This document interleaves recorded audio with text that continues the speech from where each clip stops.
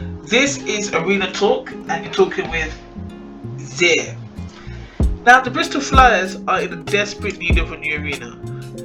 It's not like the SGS is bad or anything, but it certainly is not where you expect a professional basketball player to be playing out of. There's a need for a new arena, and that, to me, is the Ashton Gate project. Now, I have been watching this project closely. It's ambitious, and I've been watching it on YouTube. I was blown away with the amount of ambition set forward, the hotels, the walkway, and the actual arena. And I thought, wow, this is amazing. I would love to see this built. However, the plan was set in 2016 and was supposed to be built in 2019. And at the time when I was actually looking at it, it was 2019 had already came and went. But it didn't happen. You see, just like the Manchester Giants arena. Yeah, Manchester Giants planned arena as well. They didn't happen. Only until recently they were given the go-ahead to actually start building the Ashton Gate arena. So, why is it that a lot of fans still don't believe it's going to be built? And I can tell you the reason why. It's because it's not been built for the last 4 years. It had so much troubles getting the go-ahead, and now that it finally has got the go-ahead, people just can't believe it until it's actually been built. Now, with this arena on the horizon, it makes me ask a question. Does this arena make it mean that tickets are going to become more premium, or will tickets stay the same? And if Bristol Flyers has an arena, how many more teams are likely to follow? We know that Caledonia Gladiators, they have an arena. I'm going to talk about that in my next video with Arena Talk about their arena, because we know that they're going into a temporary arena for now until 2026, because they've got a massive project coming up with they're not just building an arena, they're building a whole academy.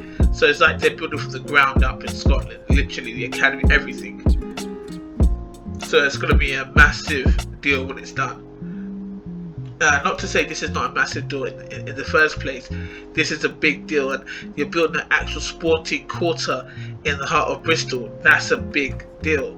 For me though, my question is, if all these things are being built, does that mean tickets are going to get more expensive?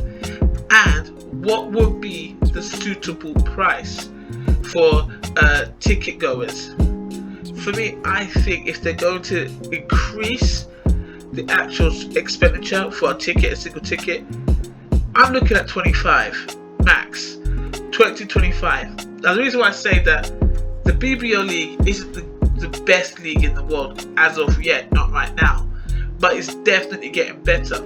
And with that saying, I want to see it grow. So paying for a standard ticket like below 15 to like £10 to me isn't really suitable for the league right now. To see it grow, you're looking at least £20 to £25. We know that they make a lot of money for courtside seats because a lot of celebrity sits down there, but I'm looking at the standard tickets for a ticket goer. And with these new arenas, are actual fans going to be travelling to these new arenas?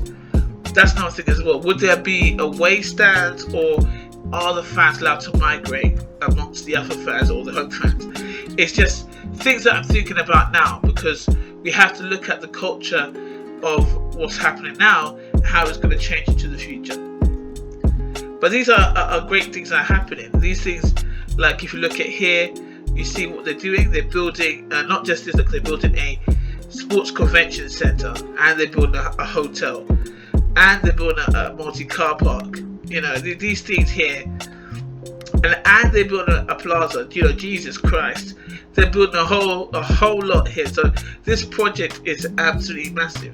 I don't know if it will be finished by 2025, but never to say less, it's ambitious. But I do like to see it. Next we'll talk about Manchester Giants Arena. I don't think they're going to actually build that, you know. And obviously the reason why we're talking about arenas, guys, is because it's important for sports, especially sports, to have arenas. These actual temporary arenas are very expensive. It's also very dangerous.